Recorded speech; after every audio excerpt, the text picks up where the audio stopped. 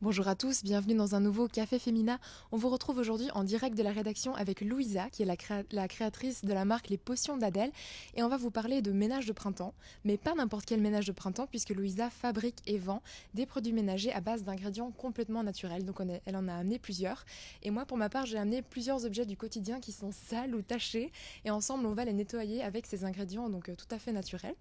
Mais avant de passer à la partie pratique, Louisa, je voulais juste vous demander, vous qui vendez donc ces produits ménagers tout à fait green, vous animez également des ateliers pour apprendre aux gens à être autonomes et à choisir une alternative naturelle pour nettoyer leur intérieur. Vous, à l'origine, qu'est-ce qui vous a poussé à vous intéresser à cette alternative naturelle? Alors, bonjour, merci de me recevoir. À la base, je suis née avec une peau très sensible et une conscience écologique depuis toute petite. Et du coup, j'ai cherché à utiliser des produits qui étaient labellisés bio, hypoallergéniques, et ça fonctionnait pas toujours. J'étais dérangée aussi par les fortes odeurs, des fois des lessives, par exemple. Et du coup, je me suis tournée vers le do-it-yourself et je me suis renseignée pour faire les choses moi-même. Parfait. Et vous avez vu des résultats tout de suite sur Euh, vous? Disons que c'est plus agréable tout de suite, on voit que ça fonctionne. Et à la longue, après, on ne peut plus revenir en arrière en fait. Une fois qu'on a essayé, j'ai testé d'abord la lessive et après, j'ai automatiquement fait tout le reste des produits ménagers chez moi, moi-même. Voilà. C'est vrai qu'on entend de plus en plus de mise en garde par rapport à la toxicité et le fait que ces produits ménagers traditionnels, un peu chimiques, soient dangereux et agressifs. En avril, 60 millions de consommateurs disaient par exemple qu'ils sont extrêmement toxiques. On entendait en février également que certains sprays sont aussi nocifs que la cigarette pour nos poumons. Donc quels sont les produits ménagers du quotidien qui sont agressifs mais qui seraient aussi faciles à remplacer par des alternatives naturelles? Alors, il y a pratiquement tous les produits ménagers industriels qui sont remplaçables parce que la nature est bien faite, hein. Du coup, les choses qui sont le plus nocifs, ça serait par exemple le produit pour le four, Ok. qui est rempli en fait de détergent. C'est quelque chose qui va un peu détruire en fait les, les, les restes en fait qu'on aura dans le four et pour nous éviter justement de frotter. Mais au final, ça va rester dans nos poumons, enfin dans l'air et aussi sur la peau. Donc là, c'est vraiment pas très bon. Il y a aussi les sprays pour désodoriser et les sprays pour parfumer Ouais. qui sont pas bons non plus. Parce qu'on les inhale en fait. Voilà, Ouais. exactement. On les inhale et puis il y a aussi beaucoup de choses chimiques qui sont ajoutées pour, par exemple, que l'odeur tienne. Parce qu'une odeur qui tient à la longue, c'est pas forcément très naturel. Du coup, voilà, il y a ce genre de choses. Il y a aussi des odeurs qui sont créées chimiquement qui n'existent pas. Et alors, par quoi est-ce qu'on remplace, par exemple, vous avez dit le détergent pour le four, qu'est-ce que vous utilisez, vous, pour nettoyer votre four alors? Alors c'est très simple, du bicarbonate. Ok. On crée une petite pâte en fait. Alors là, il faut aussi savoir que quand on fait les choses soi-même, en tout cas pour les nettoyages, on fait pas de la pâtisserie, donc il n'y a pas besoin d'être au gramme près. Moi, je fais tout à l'œil. Ok. Donc c'est vraiment, on prend du bicarbonate, on le met sur les zones qui sont vraiment sales et on rajoute de l'eau pour créer une petite pâte en fait. Et on laisse agir pendant un petit moment et ensuite on frotte. Donc Ok. voilà, il va quand même falloir frotter et tout ça, mais au final, avec les produits industriels, quand on réfléchit, on frotte quand même. Mhm. Donc les produits industriels, ils vont plus nous vendre un peu du rêve. Mhm. C'est plus le marketing qui va dire voilà, on va tout nettoyer, il n'y aura pas à frotter tout ça, mais en fait, au final, après l'achat, c'est pas forcément ce qu'on retrouve. Donc D'accord. au final, un produit naturel, c'est pareil. Et puis, est-ce qu'il y a un spray, vous avez parlé on parlait des sprays avant qui étaient un peu nocifs, est-ce qu'il y en a un que vous utilisez pour tout, qui est hyper facile, que des gens qui voudraient se lancer dans le green pourraient simplement fabriquer chez eux aussi? Un spray pour nettoyer. Ouais. Oui, alors on peut faire des sprays. En fait, il y a plusieurs. Enfin, pour chaque nettoyage, on peut utiliser plusieurs techniques. Par exemple, pour faire un spray multi-usage ou un spray pour les vitres, voilà, on peut utiliser du vinaigre Mhm. et on peut mettre par exemple des agrumes. On garde en fait les pelures des agrumes qu'on a utilisés, que ce soit orange ou citron. On va le mettre dedans pour macérer pendant un petit moment et ensuite on peut l'utiliser. C'est bien de mélanger le vinaigre avec de l'eau. Mhm. Il n'y a pas forcément besoin. En fait, c'est assez efficace le vinaigre pour le mélanger avec de l'eau. Je fais souvent un tiers, deux tiers. Mhm. Donc 1/3 de vinaigre pour 2/3 d'eau.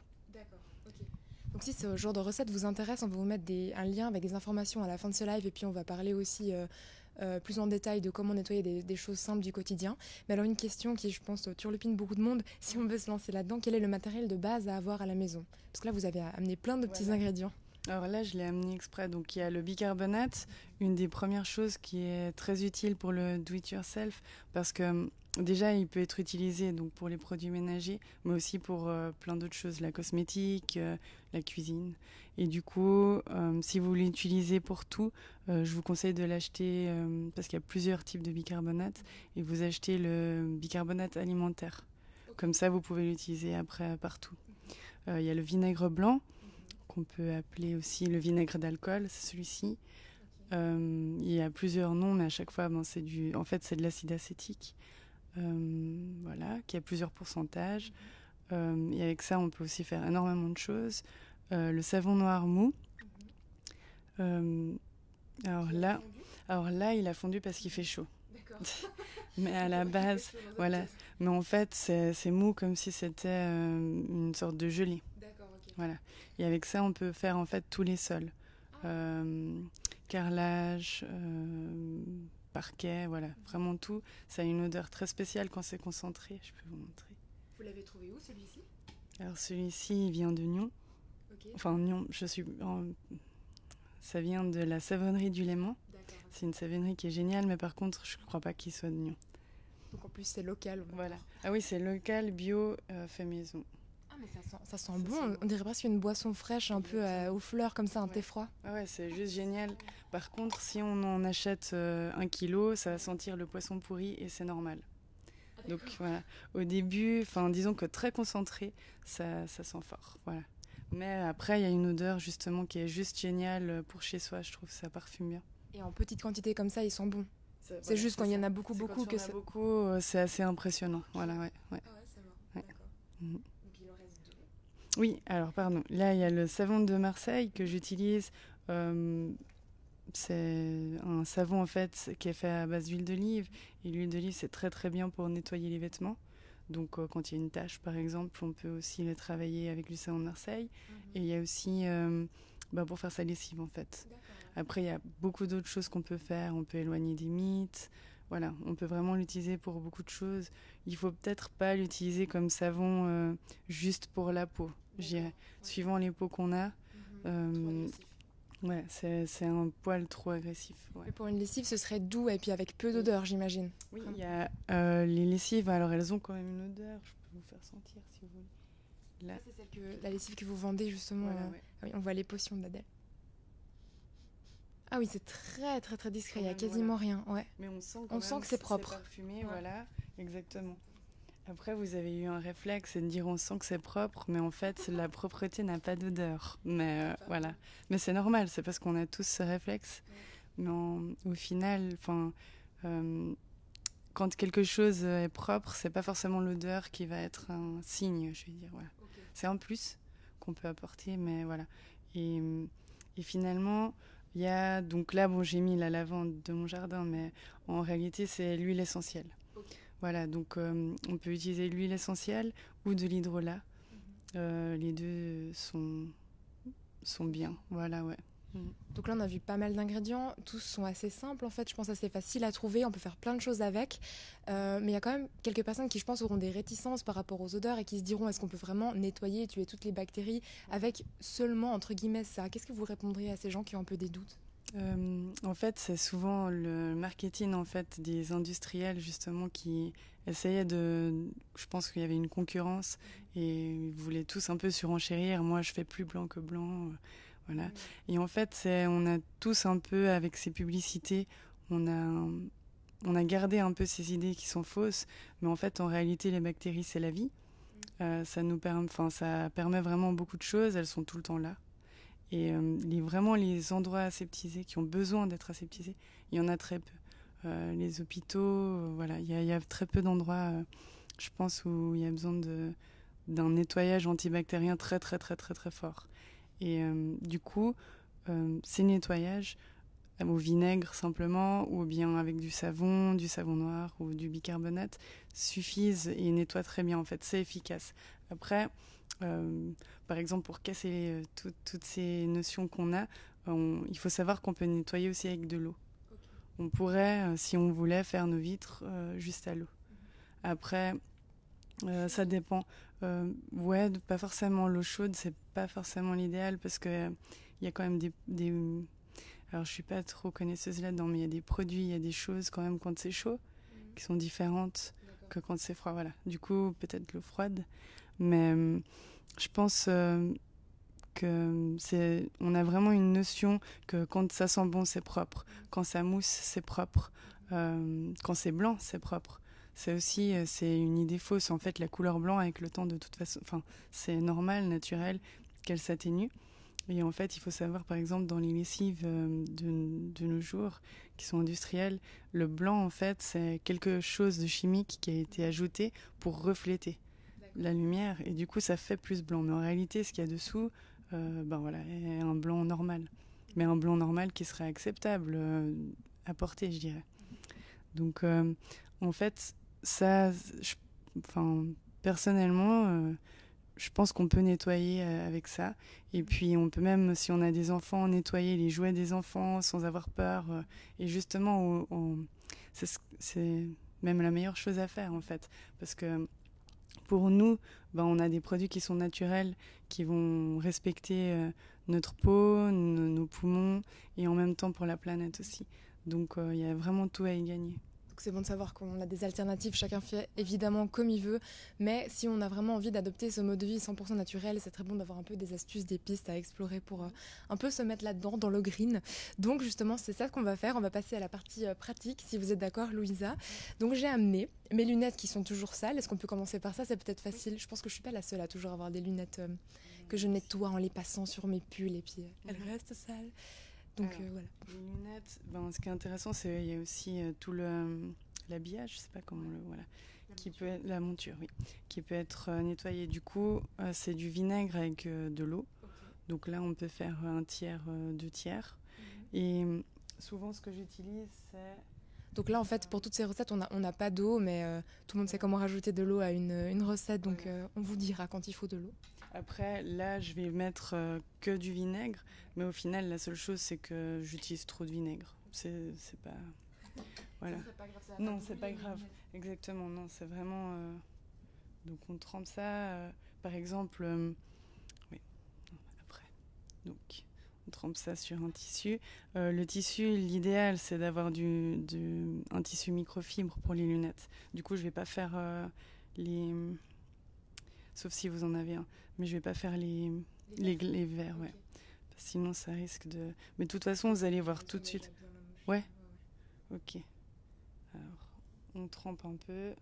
Techniquement, on peut faire ça avec un spray. Moi, je mets directement sur le petit microfibre. Et puis après, on y va, quoi. Et là, on va voir tout de suite la différence. Peut-être qu'un seul verre, comme ça, on voit la différence. Ah ouais, bonne idée. Seulement d'un côté. Parce qu'en fait, les lunettes, on s'en rend pas compte, mais on les porte tous les jours. Et c'est vraiment là où tout le gras se dépose, quoi. Enfin, la peau, ouais. C'est normal. Ça va briller. Voilà. Ah oui, effectivement, je vais pas réussir à vous montrer ça, mais on voit bien. En fait, je suis tellement myope que je vais pas vous infliger le monde déformé par mes verres de lunettes, mais oui, effectivement, ça a bien fonctionné. Et puis alors, là, j'ai un t-shirt avec une tache, un t-shirt blanc. Oui. Et qui a une tache ici de maquillage. Une petite tache comme ça. Alors, avec les taches, il n'y a pas de fausse ou de bonne réponse. Je pense qu'il y a plein de techniques différentes. Moi, mon anti-tache, il est avec du savon noir mou, du bicarbonate, un peu de cristaux de soude, donc c'est plus ou moins la même chose que le bicarbonate, du vinaigre blanc et du savon de Marseille. En fait, je fais un peu de tout et puis c'est ce qui fonctionne le mieux. Et du coup, à chaque fois, donc, on met un tout petit peu... En fait, au début, l'idéal, ce serait de mettre un peu d'eau dessus. Mais bien situer la tache avant. on met un tout petit peu de produit, il n'y a pas besoin d'en mettre beaucoup. Et puis à chaque fois, j'ai une petite brosse à dents. Une petite brosse à dents. Voilà. Et après, en fait, ce qu'on a aussi beaucoup oublié de faire, c'est d'apprendre un peu juste la patience et de prendre la minute qu'il faut pour travailler la tâche. Et souvent, voilà, travailler la tâche, ça veut dire y aller doucement pour respecter le tissu. Là, il va pas falloir une minute entière parce qu'elle est déjà partie. Voilà, ouais. Et du coup, on fait un peu comme ça. Et moi, à chaque fois, en fait, mon petit secret, c'est que je le fais aussi de l'autre côté. Ah ouais. Parce que la tâche, elle s'imprègne en fait du tissu. Elle va aussi faire de ce côté. Voilà. Ouf, parce que j'aime bien ce t-shirt. Et du coup, après, il faut juste faire attention de tout de suite nettoyer après. Du coup, de rincer. Ouais. Ouais. Faire ça tout de suite. Parce que sinon, ça va fixer la tâche. Ouais. Ok, ça marche. Voilà. Et puis une dernière question, là j'ai ma carafe d'eau qui est pleine de calcaire et que même si je la passe à la machine à laver, elle reste pleine de calcaire et je pense que c'est pareil pour les verres et puis parfois pour nos gourdes et puis les bouteilles d'eau en verre qu'on utilise. Est-ce que vous avez une recette magique pour ça? Ça, souvent, c'est le vinaigre. On peut tester là comme ça aussi. Techniquement, si on en met un peu... Bon, normalement, il faudrait remplir en fait d'eau et mettre un tout petit peu de vinaigre. Moi, je laisserais à chaque fois, je dirais, une soirée ou une nuit, comme ça, minimum. Et après, on voit la différence. Mais on voit que le calcaire se détache comme voilà, ça. Voilà, c'est ça. Un petit peu. Mais il faut du temps, alors il faut de la patience. Ouais. C'est ça, il faut attendre un peu. Puis après, en fait, ça sera la même chose que quand vous nettoyez une bouilloire pour faire de l'eau chaude. Voilà, il faut attendre un peu. Et si vraiment ça ne fonctionne pas, mais il y a peu de chance, il suffit de chauffer. Mais normalement, il n'y a vraiment pas... Là, on voit déjà que l'eau est devenue un peu plus... moins transparente, en fait. Okay. Ouais. Et puis une dernière astuce pour la route. Là, on parle de récipient, donc là, on a une petite gourde. Et vous m'avez parlé d'une astuce que vous avez pour nettoyer la gourde en préparant son jus, en fait. Oui. Il faut savoir que le citron, c'est aussi un des ingrédients, d'ailleurs, qui était là, dont j'ai pas parlé. Le citron. Si vous avez un citron oublié une fois dans le frigo, faut vraiment pas le jeter, même s'il semble un peu sec, parce qu'on peut faire beaucoup de choses avec le citron. En fait, c'est de l'acide citrique, qu'il y a dans du citron, donc c'est à peu près la même chose qu'il y a dans du vinaigre blanc. Et voilà, c'est naturel et on peut l'utiliser pour beaucoup de choses. Et du coup, moi, je l'utilise souvent pour nettoyer mes gourdes ou les rafraîchir. Du coup, je me fais simplement une sorte de... je sais pas, une infusion de citron. Enfin, je mets de l'eau avec du jus de citron dedans et je bois. Et là, déjà, ça va faire un peu quelque chose. Après, toutes les 1 semaine, voire 2 semaines, suivant l'utilisation, voilà, si elle est quotidienne ou pas de votre gourde, là, il faudra faire un nettoyage un petit peu plus... un peu plus poussé, voilà, avec du bicarbonate. Voilà. Okay. Ouais. Et là, vous pouvez tout enlever, même si c'est une théière, par exemple, où on n'arrive pas en fait à atteindre certains endroits. Avec le bicarbonate, c'est bon. Okay. Écoutez, merci beaucoup Louisa pour toutes ces astuces. Si vous voulez approfondir le sujet, on vous mettra un lien dans la barre d'infos, dans les commentaires à la fin de ce live. On vous remercie pour votre temps et d'avoir amené tous ces ingrédients. Et on vous dit à bientôt. Merci. Merci à vous. Prenez soin de vous et à tout bientôt dans un nouveau Café Femina. Au revoir.